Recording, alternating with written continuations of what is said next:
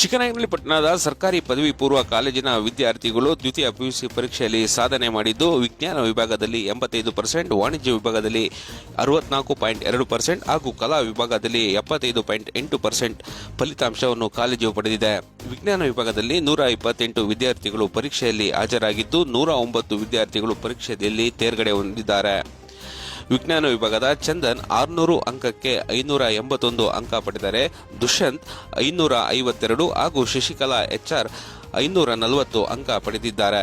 ಕಲಾ ವಿಭಾಗದಲ್ಲಿ ಪೂರ್ಣಿಮಾ 520, ಗಂಗೋತ್ರಿ 509, ಪ್ರಿಯಾಂಕಾ 501 ಅಂಕ ಪಡೆದಿದ್ದಾರೆ. ವಾಣಿಜ್ಯ ವಿಭಾಗದಲ್ಲಿ ರಂಜಿತಾ 529, ಪುನೀತ್ 512, ಪಲ್ಲವಿ 511, ಪವನ್ ಕುಮಾರ್ 510 ಅಂಕಗಳನ್ನು ಪಡೆದು ಸಾಧನೆ ಮಾಡಿದ್ದಾರೆ.